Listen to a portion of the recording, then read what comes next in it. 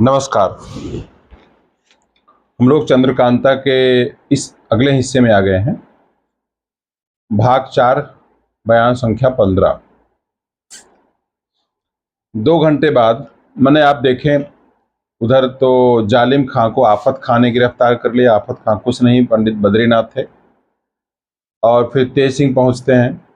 ये सब आपने पिछले भाग में देख लिया है। देखते हैं आगे। 2 घंटे बाद दरबार के बाहर से शोरगुल की आवाज़ें आने लगीं। सबका ध्यान उधर गया। पंडित बद्रीनाथ उस खूनी को पकड़े लिए आ रहे हैं। ये खबर मिली, क्योंकि एक था ना जो उसने उस अयार का वध कर दिया था, उसके पीछे पीछे गए थे। आ गए फिर बद्रीनाथ। महाराज बोलते हैं, बद्रीनाथ कुछ भी मालूम हुआ कौन है? कुछ नहीं बताता महाराज कौन है, और न बताएगा। फिर क्या? मुझे तो मालूम होता है इसने अपनी सूरत बदल रखी है, धुलवाया गया चेहरा। अब क्या दिखा? महाराज चौंके, बोले कि ये तो मालूम हो गया है, तो नाजिम का साला है। मैं ख्याल करता हूँ कि जालिम खां वगैरह जो कैद हैं वे भी नाजिम और अहमद के रिश्तेदार ही होंगे। उन लोगों को फिर यहाँ लाना चाहिए। उसके बाद फिर वो लोग कैद से लाए जाते हैं। बद्रीनाथ जालिम खां की ओर देख के बोलते हैं, अब तो तुम पहचान ही लिए गए कि नाजिम और अहमद के रिश्तेदार हो। तुम्हारे साथी ने बता दिया। जालिम खां कुछ बोला नहीं, बोलना ही चाहता था कि वो खूनी बोल उठा, जालिम खां तुम बद्रीनाथ के फेर में मत पड़ना, ये झूठे हैं। तुम्हारे साथी को हमने कुछ कहने का मौका नहीं दिया। वो बड़ा ही डरपोक था, मैंने उसे दोजख में पहुंचा दिया। हम लोगों की जान चाहे जिस दुर्दशा से जाए, मगर अपने मुंह से अब कुछ ख्याल कभी न कहना चाहिए। जालिम हंसता है, ऐसा ही होगा। इन दोनों की बातचीत से महाराज को क्रोध आता, आंखें लाल हो जाती हैं। तेज सिंह बद्रीनाथ की ओर देखकर बोलते हैं, बस हमको इन लोगों का हाल मालूम करने की जरूरत भी न हो। इनका धड़ अलग से कर दो, सरसे अलग कर दो, ठीक है। उसके बाद तेज सिंह ने, मैं ऐसा ही हुआ। लोगों ने अपने अपने हाथ की सफाई दिखाई, लाशें फेंक दी गईं। तेज सिंह बोले, महाराज मुझे अभी तक ये कहने का मौका नहीं मिला कि यहाँ किस काम के लिए मैं आया था, ना अभी बात करने का वक्त है। कोई ज़रूरी बात हो तो मेरे साथ महल में चलो। तेज सिंह कहते हैं, बात बहुत ज़रूरी है, मगर इस समय कहने को जी नहीं चाहता, क्योंकि अभी आपको गुस्सा चढ़ा है। मेरी भी तबीयत खराब हो रही है। इस वक्त कहना मुनासिब न, मगर इस वक्त इतना कहना मुनासिब समझता हूँ कि जिस बात के सुनने से आपको बेहद खुशी होगी, मैं वही बात कहूँगा। तो उनका गुस्सा ठंडा हो गया। तेज सिंह का हाथ पकड़कर महल में ले गए। बद्रीनाथ भी चले गए। सारी बात बता दिया उन्होंने। तेज सिंह ने कहा, अब आप और महाराज सुरेंद्र सिंह खोह में चलें। सिद्धनाथ जोगी की कृपा से कुमारी को साथ लेकर खुशी खुशी लौट आवें। तेज सिंह की बात से महाराज को कितनी खुशी हुई थी तो आप समझ सकते हैं। गले लगा लिया तेज सिंह को। बाहर बोले, हरदयाल सिंह को हमारे सफर की तैयारी का हुक्म दो।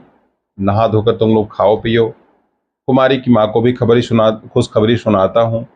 ये सब बातें हो गई। तो तेज सिंह बद्रीनाथ महाराज से विदा होकर के दीवान हरदयाल सिंह के मकान पर गए। महाराज ने महल में जाकर चंद्रकांता की माँ को खबर सुनाई, कुमारी से मिलने की उम्मीद जताई। घंटे भर पहले वो महल और ही हालत में था, और सबके चेहरे पर हंसी दिखाई देने लगी। और ये बात हजारों घरों में फैल गई कि महाराज कुमारी चंद्रकांता को लाने के लिए जाते हैं। तो थोड़ी रात रहते महाराज जयसिंह नवगढ़ की तरफ कूच करेंगे, ये बात पता लग गई। अब ये समय आ गया कि चंद्रकांता कौन बीरेंद्र सिंह को खुश होते आप लोग भाई देख लें। तो इसके बाद जो है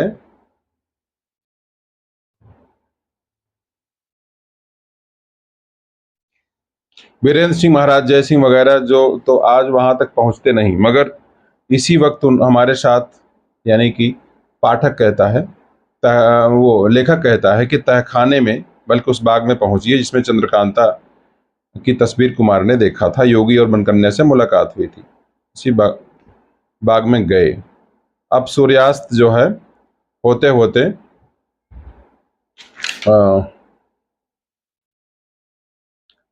बाग के बीच वाले संगमरमर के चबूतरे पर 3 पलंग रखे हुए हैं। दासियां बिछौने बिछा रही हैं, इत्यादि इत्यादि। खूब सा क्या वर्णन इसमें किया जाए। उसके बाद बनकन्या की सफ़ेद पोशाक में है, दोनों सखियों की सब्ज और सुर्ख हैं पोशाकें। तीनों मेहंदी की पत्तियां तोड़ चुकी। संगमरमर के चबूतरे की तरफ चली आ रही हैं। तीनों पलंगों पर बैठने का इरादा हो शायद इन्हीं का।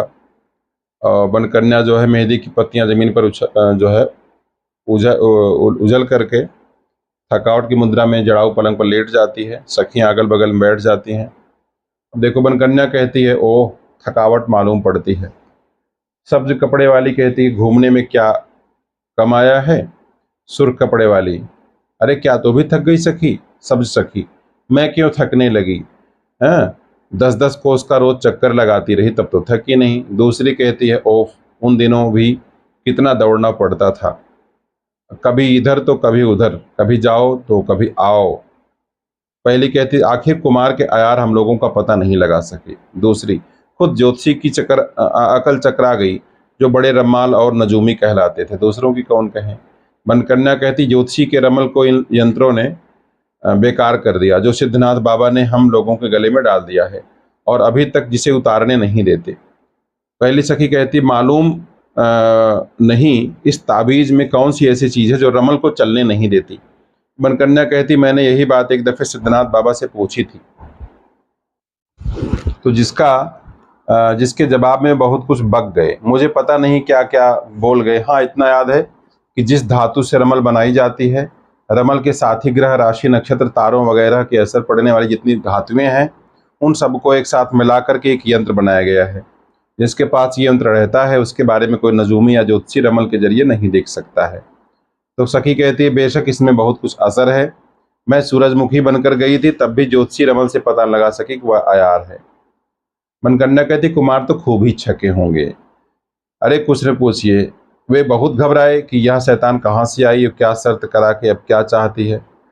दूसरी बोलती है, उसी के थोड़ी देर पहले मैं प्यादा बनकर खत का जवाब लेने गई थी, देव सिंह को चेला बनाया था।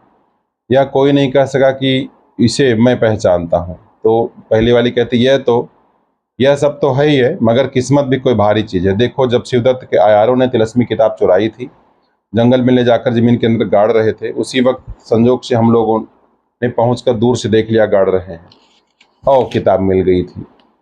मनकन्या कहती, ओह बड़ी मुश्किल से सिद्धनाथ ने हम लोगों को घूमने का हुक्म दिया था, इस पर भी कसम दे दी थी दूर दूर से कुमार को देखना, पास मत जाना। तो एक कहती है, इसमें तुम्हारा ही फायदा था, बेचारे सिद्धनाथ कुछ अपने वास्ते थोड़े ही कहते थे। मनकन्या कहती, ये सब तो सच है, मगर करें क्या, बिना देखे जी नहीं मानता। सखी कहती, हम दोनों को तो यही हुक्म दिया था कि बराबर घूम घूम कर कुमार की मदद करो, मालिन रूपी बद्रीनाथ से कैसा बचाया था।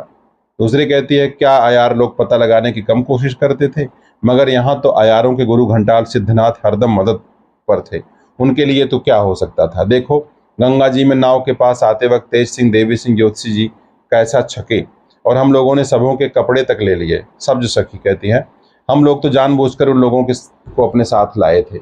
मनकन्या कहती है, चाहे वो लोग कितने ही तेज हों, मगर हमारे सिद्धनाथ को नहीं पा सकते। हाँ उन लोगों में तेज सिंह बड़ा चालाक है। दूसरी सखी कहती है, तेज सिंह बड़ा चालाक है तो क्या हुआ, मगर हमारे सिद्धनाथ तेज सिंह के भी बाप हैं। मनकन्या हंसती है, इसका हाल तो तुम ही जानो। सखी कहती है, आप तो दिल्लगी करती हैं। दूसरी सखी कहती है, हकीकत में सिद्धनाथ ने कुमार और उनके अयारों को बड़ा भारी धोखा दिया है। उन लोगों को इस बात का ख्याल तक न आया कि इस खोह वाले तिलस्म को सिद्धनाथ बाबा हम लोगों के हाथ फतह करा रहे हैं। तो सखी कहती है, जब हम लोग अंदर से खोह का दरवाजा बंद करके तिलस्म तोड़ रहे थे, तब तेज सिंह बद्रीनाथ की गठरी लेकर इसमें आए थे, मगर दरवाजा बंद पाकर लौट गए। बनकन्या कहती, बड़े ही घबराए होंगे कि अंदर से इसका दरवाजा आखिर बंद किसने किया। सखी कहती है, जरूर घबराए होंगे, इसी में क्या और कई बातों में हम लोगों ने कुमार और उनके अयारों को धोखा दिया था, लेकिन मैं उधर सूरजमुखी बनकर कह आई कि शिवदत्त को छुड़ा दूंगी, और इधर इस बात की कसम दिलाकर कि उस कुमार से दुश्मनी न करेगा, शिवदत्त को छोड़ दिया। कि उन लोगों ने भी जरूर सोचा होगा सूरजमुखी कोई भाई शैतान है। बनकन्या कहती है, मगर फिर भी हरामजादे शिवदत्त ने धोखा दिया और कुमार से दुश्मनी करने पर कमर बांधी, उसकी कसम का कोई एतबार नहीं। सखी कहती, इसी से फिर हम लोगों ने गिरफ्तार भी तो कर लिया और तिलस्मी किताब पाकर फिर कुमार को दे दी। हाँ क्रूर सिंह ने एक दफे हम लोगों को पहचान लिया था। मैंने सोचा कि अगर जो है यह जीता बचा तो सब भांडा फूट जाएगा, बस लड़ ही तो गई, आखिर मेरे हाथ से उसकी मौत लिखी थी, मारा गया। देखो ये सब पहले घटनाएं हो चुकी हैं, राज यहाँ खुल रहा है। दूसरी कहती है उस मुए को धुन सवार थी कि हम ही तिलस्म फतह करके खजाना ले लें। बनकन्या कहती है मुझको तो इसी बात की खुशी है, वह खो वाला तिलस्म मेरे हाथ से फतह हुआ। पहले कहती है इसमें काम ही कितना था, इस पर सिद्धनाथ बाबा की मदद। बनकन्या कहती खैर एक बात तो है। अब आता है 16वां बयान। अपनी जगह पर दीवान हरदयाल को छोड़ करके तेज सिंह बद्रीनाथ को साथ लेकर महाराज जय सिंह नवगढ़ की तरफ रवाना हुए। सिर्फ 5 आदमियों का झमेला था साथ में। एक दिन रास्ते में लगा, दूसरे दिन नवगढ़ के करीब पहुंचकर डेरा डाला। सुरेंद्र सिंह को खबर मिल गई, आए स्वागत करने के लिए। जय सिंह के लिए पहले से मकान बना रखा था, डेरा डाला। जय सिंह ने बोला भाई कई वजहों से मैं आपकी इजाफत मंजूर नहीं कर सकता, मेहरबानी करके जिद न करें। ठीक है। जय सुरेंद्र सिंह समझ गए, प्रसन्न भी हुए, रिश्तेदारी वाला कुछ रहा होगा। उसके बाद ये लोग वीरेंद्र सिंह और बाकी अयार लोग जय सिंह से मिले। महाराज ने गले लगाया, अपने पास बैठाकर तिलस्म का हाल पूछते रहे। कुमार ने बड़ी खूबसूरती के साथ तिलस्म का हाल बयान किया। रात को ये विचार पक्का हो गया कि सूरज निकलने के पहले सवेरे जो है तिलस्मी खो में बाबा सिद्धनाथ से मिलने के लिए रवाना हुआ जाए। उसी के मुताबिक दूसरे दिन तारों की रोशनी रहते ही महाराज जय सिंह, राजा सुरेंद्र सिंह और कुंवर वीरेंद्र सिंह और तेज सिंह, देवी सिंह, पंडित बद्रीनाथ, पन्नालाल, रामनारायण, चुन्नीलाल वगैरह 1000 आदमी की भीड़ भाड़ लेकर तिलस्मी तहखाने की ओर रवाना हुए। तहखाना बहुत दूर नहीं था। सूरज निकलते ही तक वो लोग उस तहखाने के पास पहुंच गए। बीरेंद्र सिंह ने महाराज जय सिंह सुरेंद्र सिंह से हाथ जोड़कर अर्ज किया, जिस वक्त सिद्धनाथ योगी ने मुझे आप लोगों को लाने के लिए भेजा था, ये भी कहा था जब वो लोग इस खो के पास पहुंच जाएं तब अगर हुक्म दे तो तुम उन लोगों को छोड़कर पहले आकर अकेले मुझसे मिल जाना। अब आप कहें तो योगी जी के कहे मुताबिक मैं उनसे मिलकर आऊँ। जय सिंह सुरेंद्र सिंह कहते हैं योगी जी की बात जरूर माननी चाहिए, उनसे मिल करके आओ, तब तक हमारा डेरा भी इसी जंगल में पड़ता है। वीरेंद्र सिंह अकेले तेज सिंह को लेकर खो में गए। उसके बाद जो है मुलाकात हो गई, प्रणाम कर लिया इन लोगों ने बताया। कुमार कहते हैं आपके हुक्म के मुताबिक जय सिंह जी को और पिता को लेकर के आपसे मिलने आया हूँ। बहुत अच्छा किया, उन लोगों को ले आए। कुमारी चंद्रकांता से आप लोग जरूर मिलेंगे। तेज सिंह कहते हैं आपकी कृपा है तो ऐसा ही होगा। सिद्धनाथ कहो और तो सब कुशल है, विजयगढ़ नवगढ़ में किसी तरह का उत्पात तो नहीं हुआ? तेज सिंह कहते हैं हाँ उत्पात तो हुआ था, कोई जालिम खां नामी दोनों राजाओं का दुश्मन पैदा हुआ था। सिद्धनाथ हाँ ये तो मालूम है, बेशक पंडित बद्रीनाथ अपने फन में बड़ा उस्ताद है, अच्छी चालाकी से गिरफ्तार किया, खूब हुआ जो लोग मारे गए वो लोग। अब उनके संगी साथियों का दोनों राजाओं से दुश्मनी करने का हौसला न पड़ेगा। और टहलते हुए कुछ बात करें, हम लोग बात करें। कुमार कहते हैं अच्छा। तेज सिंह जब आपको ये सब बात मालूम है तो जरूर मालूम होगा कि जालिम खां कौन था। सिद्धनाथ ये तो नहीं मालूम वो कौन था, मगर अंदाज से मालूम होता है शायद नाजिम अहमद के रिश्तेदारों में से कोई होगा। कुमार ठीक है तो आप सोचते हैं जो वही होगा। सिद्धनाथ महाराज शिवदत्त तो जंगल में चले गए। कुमार जी हाँ, वे तो हमारे पिता से कह गए हैं कि अब तपस्या करेंगे। सिद्धनाथ जो हो, मगर दुश्मन का विश्वास कभी नहीं करना चाहिए। क्या फिर वे दुश्मनी पर कमर बांधेंगे? सिद्धनाथ कहते कौन ठिकाना। कुमार अब हुक्म हो तो बाहर जाकर अपने पिता और महाराज जय सिंह को ले आऊं। हाँ पहले ये तो सुन लो कि हमने तुमको उन लोगों से पहले बुलाया क्यों, कहिए। सिद्धनाथ कहते कायदे की बात है, जिस चीज को बहुत जी चाहता है अगर खो गई, बहुत मेहनत करने पर या हैरान होने पर एकाएक ताजुब के साथ मिल जाए तो चाहने वाला उस पर टूट पड़ता है, जैसे शिकार पर भूखा बाज। तो चंद्रकांता तुम में मोहब्बत है मैं जानता हूँ, तो बेअदबी कोई न हो इसलिए पहले ही कुमारी से मुलाकात कर लो। तो समझ में आ रही बात, सबके सामने मिलना ठीक नहीं था। तो ये सोच करके वो लोग उसके पास पीछे पीछे जाते हैं। उनके एक दासी आती, फूल तोड़ती नजर आती। सिद्धनाथ बुलाते हैं, कहते तू अभी चंद्रकांता के पास जा और कहा कि कुंवर वीरेंद्र सिंह मुलाकात करने के लिए आ रहे हैं, तुम अपनी सखियों के साथ अपने कमरे में जाकर बैठो। ये सुनते ही दासी चली गई। तेज सिंह, सिद्धनाथ और जय सिंह सब बाग में घूमने लगे। तो बस ये सब हुआ कि क्या होगा मिलने उलने के बाद। इसके बाद कमरे के पास पहुंचे जिसमें चंद्रकांता की तस्वीर थी। वहां सिद्धनाथ ने कुमार की ओर देखकर कहा आओ इस कमरे में कुमारी चंद्रकांता उसकी सखियों से मुलाकात करो, मैं तब तक दूसरा काम करता हूँ। अब आता है 17वां बयान। वीरेंद्र सिंह उस कमरे में पहुंचे। दूर से चंद्रकांता को चपला चंपा के साथ खड़े दरवाजे की तरफ टकटकी लगाए देखा। इसके बाद कुमारी की ओर झपटे बीरेंद्र सिंह देखते हुए। चंद्रकांता कुमार की तरफ मतलब बेहोश हो गए देख करके। तेज सिंह चपला भी एक दूसरे को देखने लगे। चंपा बीरेंद्र सिंह और चंद्रकांता की दशा देख दूसरे कमरे में चली गई, वगैरह वगैरह। फिर ये लोग होश में लाए गए और उसके बाद जो है घंटों बीत गया, दोनों को तन बदन की शुद्ध नहीं रही। फिर बीरेंद्र सिंह और चंद्रकांता के दिल का हाल, अगर ये है तेज सिंह चपला की बात, उनको भी जो है मतलब एक दूसरे से प्रेम था। और अंत में चंपा बोली, कुमारी तुम तो कहती थी कुमार जिस रोज मिलेंगे उनसे पूछूंगी मन कन्या किसका नाम रखा था, वो कौन औरत है, उससे आग क्या वादा किया है, अब किसके साथ शादी करने का इरादा है, ये सब बातें भूल गई, अब इनसे न कहोगी। तो इसी तरह जो है ये था कि भाई देखो, किसी तरफ अगर किसी की लगन लगी रहती है, लव लगी रहती है, जब तक कोई दूसरा आदमी किसी तरह चोट उसके दिमाग पर ना कर दे, ध्यान को छेड़कर न बिगाड़े, इसलिए योगियों को एकांत बैठने के लिए कहा जाता है। बीरेंद्र सिंह और कुमारी चंद्रकांता की मोहब्बत बाजारू तो थी नहीं, दोनों एक दूसरे में मतलब समर्पित थे एक दूसरे के प्रति, और दिल ही दिल में एक दूसरे से जो दूरी पैदा हुई थी, बड़ा कष्ट था, जुबान बंद थी दोनों की, ये सब जो होता है उसमें ये सब था। उसके बाद दासी आती है। 2 घंटे बाद सिद्धनाथ योगी ने दोनों को फिर से अलग कर दिया। दासी बोलती, कुमार आपको सिद्धनाथ बाबा जी ने झुलाया है, इसलिए चलिए देर मत कीजिए। कुमार की मजाल न थी, योगी की बात टालते, घबरा कर तैयार हो गए। बात तो दिल के दिल में रह गई, एक दूसरे से क्या बोलते। तो दासी आ गई। आखिर जो है बीरेंद्र सिंह तेज सिंह उस कमरे के बाहर आए। बाबा दिखाई पड़े। कुमार को बुलाकर बोला, हमने तुमको ये नहीं कहा था कि दिन भर चंद्रकांता के पास बैठे रहो, दोपहर हुआ चाहती है, जिन लोगों को खो के बाहर छोड़ आए हो बेचारे तुम्हारी राह देखते होंगे। कुमार कहते हैं, हाँ हाँ दिन तो हो गया। दिन तो क्या, कुमार शक पकाते हैं, देर तो जरूर हो गई, अब हुक्म हो तो जाकर अपने पिता महाराज जय सिंह को लाऊं। हाँ जाओ, उन लोगों को यहाँ ले आओ, मगर मेरी तरफ से दोनों राजाओं को कह देना इस खो के अंदर उन्हीं लोगों को अपने साथ लाएं जो कुमारी चंद्रकांता को देख सकें और जिसके सामने वो हो सके। बहुत अच्छा, जाओ अब देर न करो। कुमार कहते, प्रणाम करता हूँ, कोई जरूरत नहीं, क्योंकि आज ही तुम फिर लौटोगे।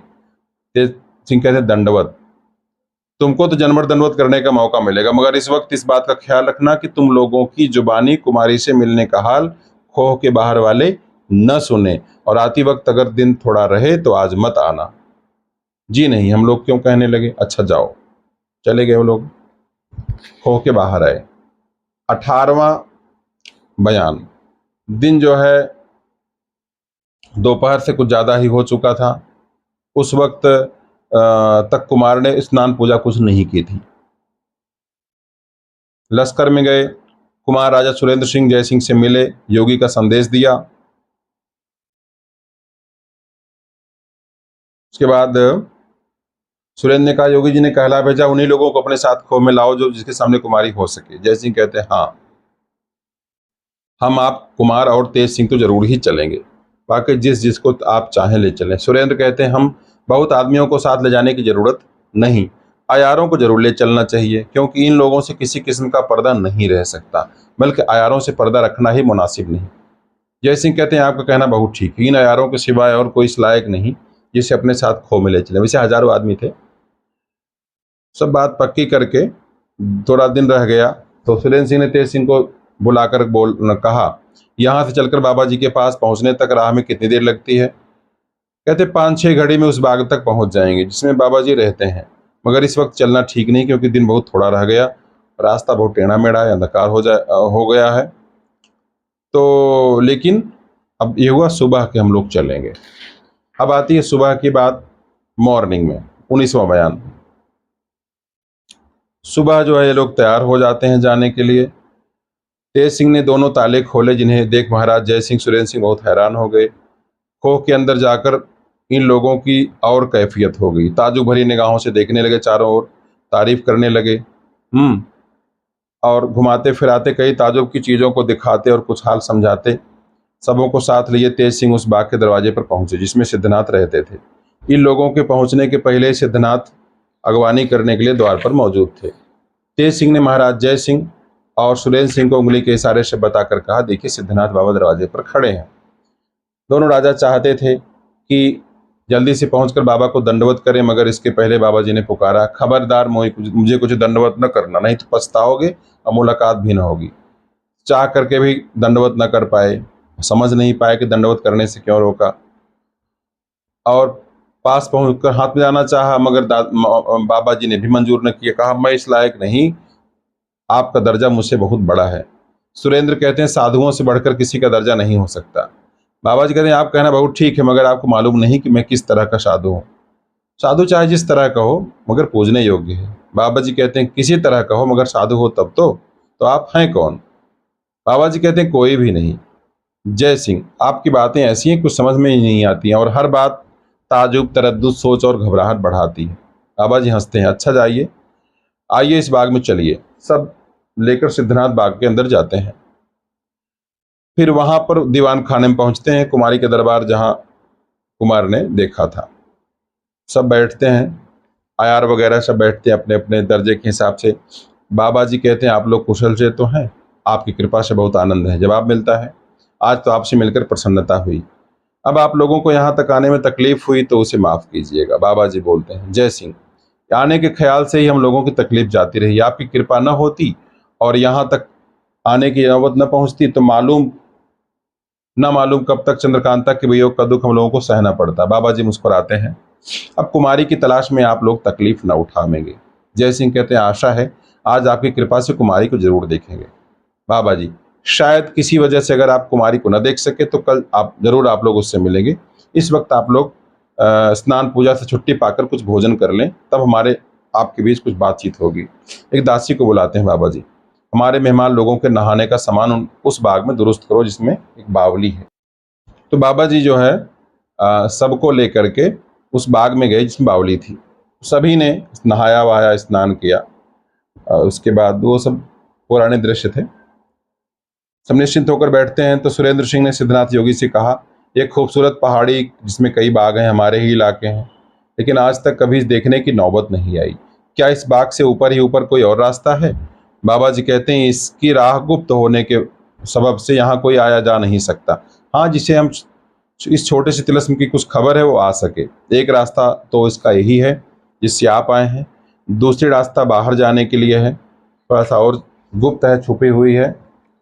सुरेंद्र कहते हैं, आप कब से इस पहाड़ी पर रह रहे हैं? मैं बहुत थोड़े दिनों से इस खो में आया हूँ, सो भी अपनी खुशी से नहीं आया बल्कि मालिक के काम से आया हूँ। आपके किसके नौकर हैं? सुरेंद्र सिंह कहते हैं, यह भी आपको जल्दी मालूम हो जाएगा। बाबा जी बोलते हैं।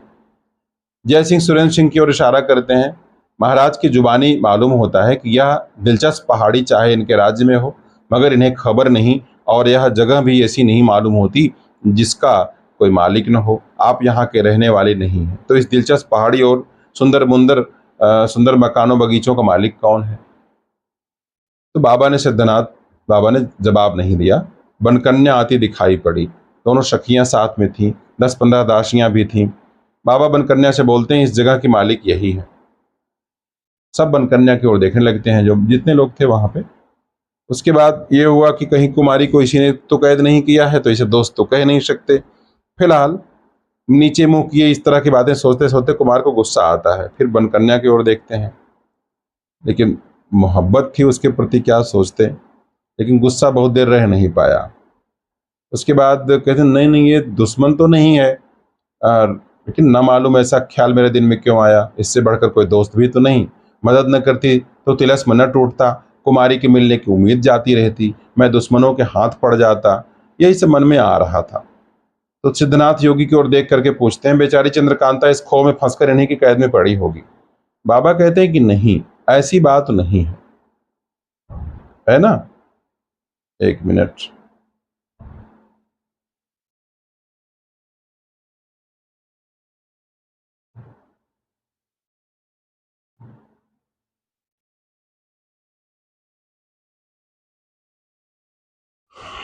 हम्म। हाँ, खैर क्या कहते थे, मतलब ये था कि आ, मन में बड़ा विचार था उनके कि बनकन्या हमारी भलाई करती है, फिर भी इसने कुमारी को हमसे दूर कर रखा, इत्यादि इत्यादि।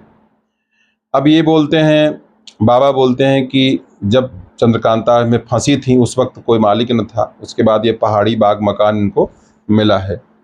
सिद्धनाथ बाबा की दूसरी बात ने और भ्रम में डाल दिया, यहाँ तक कि कुमार का जी घबराने लगा।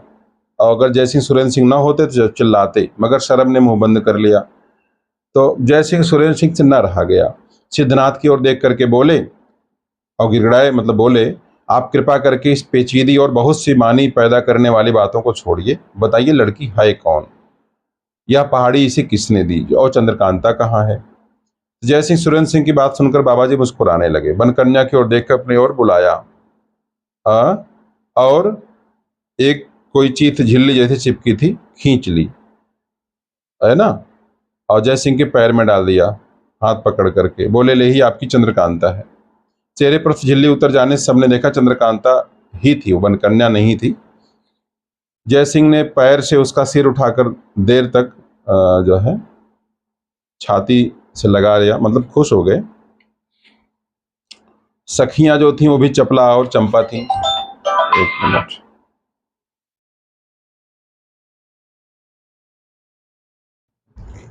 ठीक है, चपला और ये थी।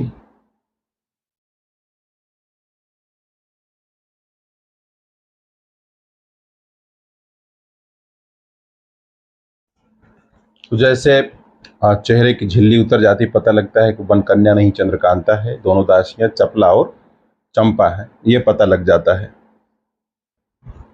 एक मिनट। तो इसके बाद जो है खुश हो जाते हैं सब। ठीक है, और इसके बाद जो है महाराज जय सिंह की ओर देख के सिद्धनाथ बाबा बोलते हैं, आप कुमारी को हुक्म दीजिए कि अपनी सखियों के साथ घूमे फिरे या दूसरी कमरे में चली जाए, और आप लोग इस पहाड़ी और कुमारी का विचित्र हाल मुझसे सुने। बहुत दिनों बाद इसकी सूरत देखी है, अब कैसे अपने से अलग करूं, कहीं ऐसा ना हो कि फिर कोई आफत आ जाए और उसको देखना मुश्किल हो जाए। तो बाबा कहते हैं, नहीं नहीं, अभी आपसे अलग नहीं हो सकती। जय सिंह कहते हैं, खैर जो भी हो, इसे मुझसे अलग मत कीजिए और कृपा करके इसका हाल शुरू से कहिए। बाबा कहते हैं, अच्छी बात है, जैसी आपकी मर्जी। अब आता है 20वां बयान।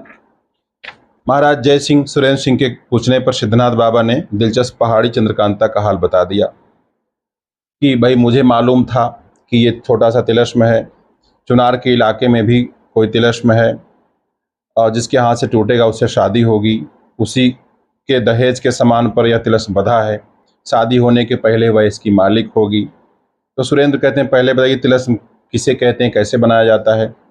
बाबा कहते हैं, तिलस्म वही तैयार करता है जिसके पास बहुत खजाना हो, वारिस न हो, अच्छे ज्योतिषी और नजूमियों से दरियाफ्त करता है कि भाई उसके भाइयों के खानदान में कभी कोई प्रतापी या लायक व्यक्ति पैदा होगा या नहीं होगा।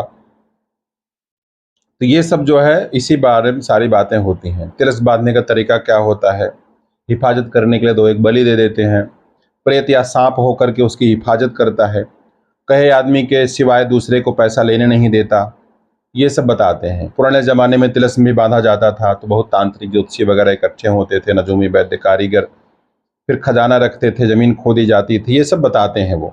जैसे ही कहते हैं, खैर इसका हाल कुछ मालूम हो गया, बाकी कुमार की ज़बानी हम लोग सुन लेंगे। अब वो मेरी लड़की का हाल कहिए, शिवदत्त इस खो से क्यों भागे, कैसे कैद हो गए इत्यादि। बाबा कहते, सुनिए मैं बताता हूँ।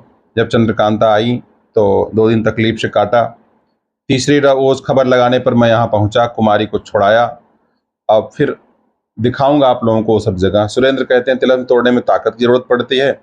बाबा कहते हैं, ठीक है, मगर कुमारी को कुछ भी तकलीफ न हुई, न ताकत की जरूरत पड़ी, क्योंकि इसका लगाव उस तिलस्म से था जिसे कुमार ने तोड़ा है। यह तिलस्म या उसके कुछ हिस्से अगर न टूटते तो तिलस्म भी न खुलता। तो कुमार जो है सिद्धनाथ की ओर देखते हैं, कहते हैं, आपने यह तो कहा नहीं कुमारी के पास किस तरह पहुंचे। हम लोग इस खो में आए और कुमारी को बेबस देखा, तरकीब न निकली।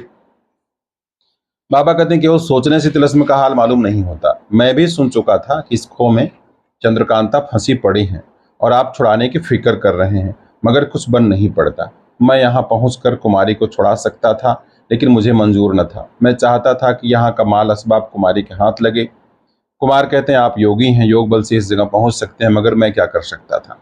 बाबा कहते हैं, आप लोग मत समझिए मैं योगी हूँ, जो काम आदमी के अयारों के लिए नहीं हो सकता उसे मैं भी नहीं कर सकता। मैं जिस राह से कुमारी के पास पहुंचा, जो जो किया सो सुन बताता हूँ, कहता हूँ, सुन लीजिए। एक ऐसे बयान आता है, इसमें सिद्धनाथ योगी बोलते हैं कि पहले इस खोह का दरवाज़ा खोल करके इसके अंदर पहुंचा। पहाड़ी के ऊपर के दर्रे में चंद्रकांता को बेबस देखा। गुरु से अपने सुन चुका था कई बगीचे वगैरह हैं। तो ये सब सुन के लोग हाँ में हाँ मिलाने लगे। बोले मैं लंगोटी बांध कर चश्मे में उतर गया, यानी झरने में। चश्मे में इधर से उधर घूमने लगा। पूरब की तरफ जल के अंदर छोटा सा दरवाज़ा मिला, गोता लगाकर अंदर पहुंच गया। ऐसे वो पूरी कहानी मतलब बताते हैं। आधा घंटा चलने के बाद मैंने जिसमें आप बैठे हैं उसको पश्चिम और उत्तर के कोण में पाया। घूमता फिरता इस कमरे में आया। देखिए जो दीवार में जो अलमारी है, असल में अलमारी नहीं, दरवाजा है, लात मारने से खुल जाता है। मैंने देखा, इसके अंदर घुसा। अंधकार था। 200 कदम जाने के बाद दीवार मिली। फिर खोला, चंद्रकांता चपला रो रही थी। मेरे बगल से एक दूसरा रास्ता चुनारगढ़ वाले तिलस्म को गया था, जिसके एक टुकड़े को कुमार ने तोड़ दिया है।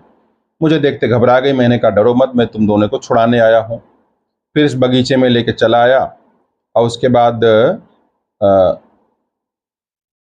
ये सब तमाम बातें बताए कैसे तिलस्म को कुमारी ने भी कुछ हिस्सा तोड़ा था और माल वगैरह इनके हाथ में लगा जो सामान था। तीसरे दिन पूर्णिमा थी। मैं बावली किनारे बैठा सोच रहा था। कुमारी चपला टहल रही थी। चपला आई, जल्दी चलिए, बाग में एक ताजू की बात दिखाई पड़ी है। उस दीवार की जड़ में सुराख है जिसमें सफ़ेद रंग की बड़ी बड़ी चींटियाँ निकल रही हैं। मामला क्या है? मैंने अपने उस्ताद से सुन रखा था सफ़ेद चींटियाँ जहाँ दिखे वहाँ कोई खजाने की ताली है। तो मैंने अपने कमर में से खंजर निकालकर कुमारी के हाथ में दिया कि तू ज़मीन को खोदो। कुमारी ने खोदा। फिर एक हांडी निकली, मुंह बंद था। हांडी तोड़ी गई। तेल भरा था जो हांडी के टूटते ही बह गया। ताली का एक गुच्छा उसके अंदर से मिला जिसे पाकर मैं खुश हुआ। चंद्रकांता के हाथ में मैंने ताली का गुच्छा देकर कहा चारों तरफ घूमो, जहाँ ताला नजर पड़े किसी ताली को लगाकर खोलो, मैं भी तुम्हारे साथ चलता हूँ।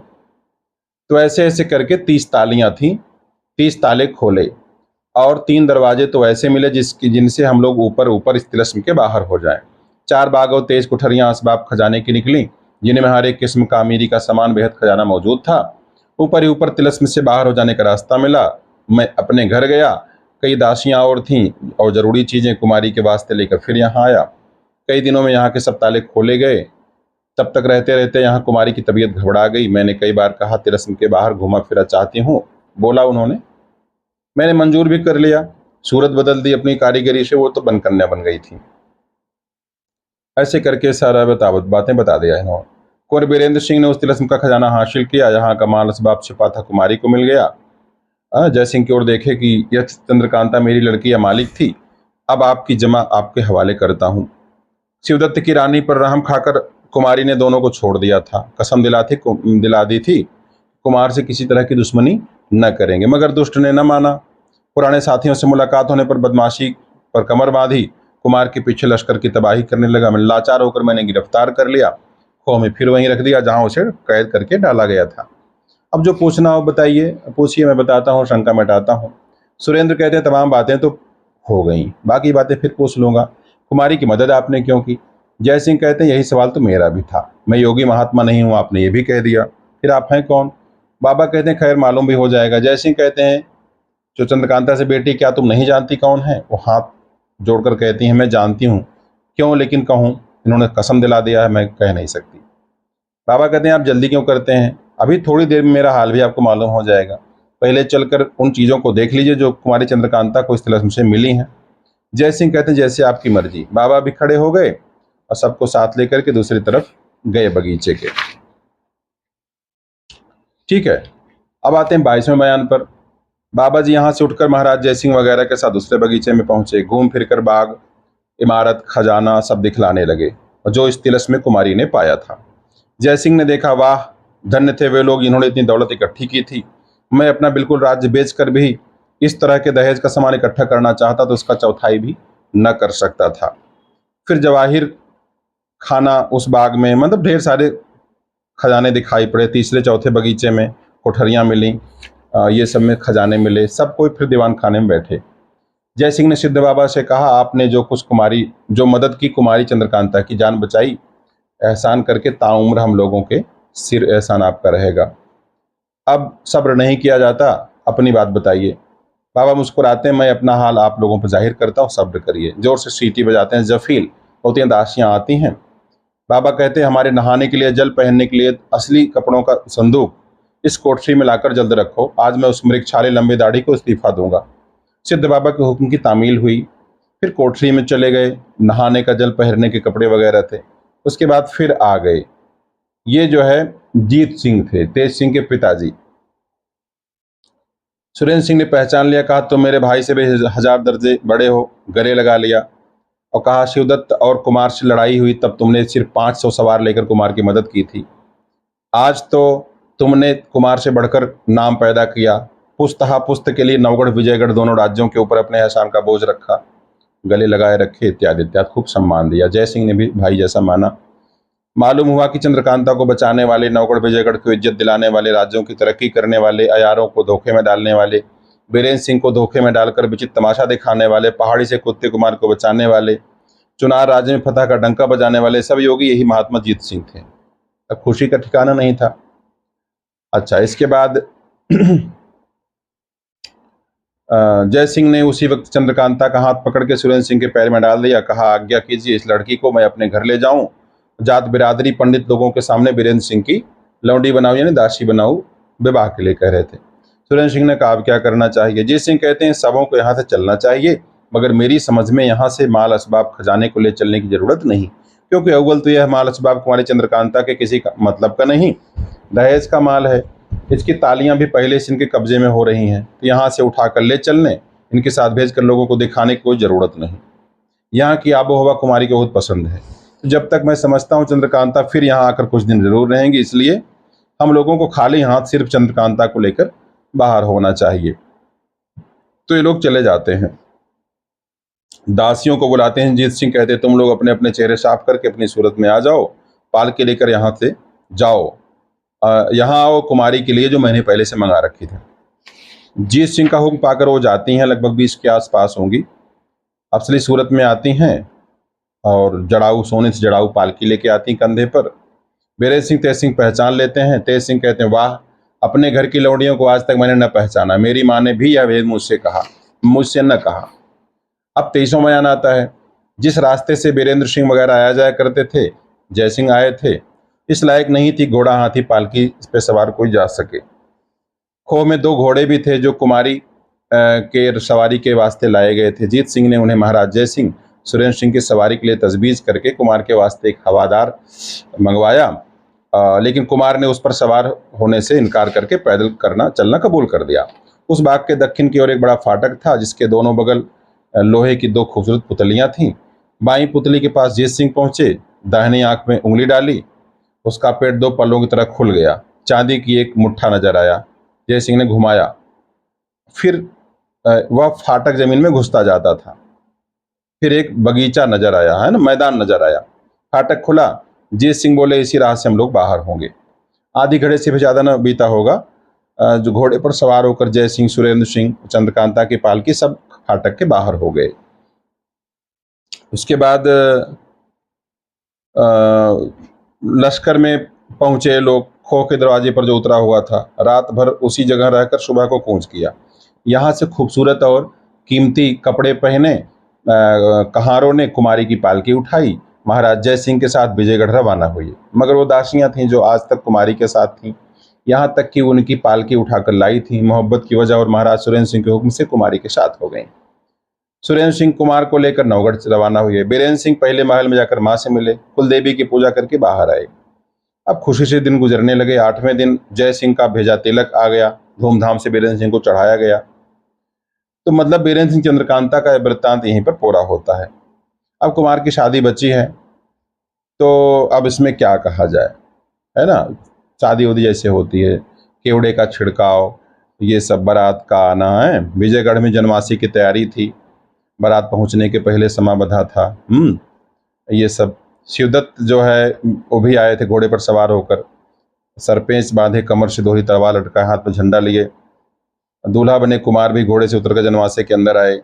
बीरेंद्र सिंह का घोड़े से उतरकर जनवासे के अंदर जाना ही था कि बाहर हल्ला मच गया। शिवदत्त आपस में लड़ रहे हैं। 2 महाराज शिवदत्त लोगों ने देखा, तलवारें चल रही हैं। दोनों के मुंह से आवाज आई कि कोई मदद के लिए ना आवे, तमाशा देखे। एक तो असली थे, एक नकली थे। उसके बाद थोड़ी देर में हमारे महाराज शिवदत्त जो झंडा उठाए घोड़े पर सवार थे, मौका मिला, कमर में कमंद निकाल दूसरे शिवदत्त को बांध लिया। इसके बाद दूसरे शिवदत्त थे, एक खंबे के साथ बांध दिया गया, और जो है और एक मशालची के हाथ, जो उसी जगह मशाल दिखा रहा था, मशाल लेकर उनके हाथ में थमा, कुंवर बेलन सिंह के पास जा बैठे। उसी जगह सोने का जड़ाऊ बर्तन गुलाब जल से भरा हुआ रखा, रुमाल तर के महाराज मुंह बोझा। वो कौन थे? तेज सिंह थे। अब तो मारे हंसी के पेट में बल पड़ने लगा। तो दिल्लगी थी एक प्रकार की। तो तेज सिंह अपने कौल के मुताबिक, वचन के मुताबिक, शिवदत्त की सूरत बना करके सरपेंच बांध झंडा लेकर कुमार की बारात के आगे चलते थे। उधर असली महाराज शिवदत्त भी सुरेंद्र सिंह से जान बचा तपस्या का बहाना करके जंगल में चले गए थे। अब बीरेंद्र सिंह की बारात की कैफियत देखने आ गए थे। फकीरी का तो बहाना था, असल में तबीयत से बदमाशी खुटाई गई नहीं थी। तो शिवदत्त जो है बारात की कैफियत देखने आए, मगर आगे आगे झंडा हाथ में लिए अपनी सूरत देख समझ गए किसी आयार की बदमाशी है। छत्रीपन का खून जोश में आ गया और लड़ाई करने लगे गुस्से में। तो अंत में क्या हुआ कि मसालची बनना पड़ा। बीरेंद्र सिंह की शादी हुई, चंद्रकांता जो है उनके साथ हो गई। यहाँ पर ये किताब पूरी हो जाती है और हम लोग जो है यहाँ पर लेते हैं विराम। और अब देखो, इसकी अगली कहानी चंद्रकांता संतति में है, जो कि 7-8 भाग में है। ठीक है, तो हम लोग जो है इसकी चर्चा करेंगे अगले भाग में। जो देखते हैं वो कहानी, अगर आप लोग कमेंट करेंगे तो हम बताएंगे। नमस्कार, जय हिंद।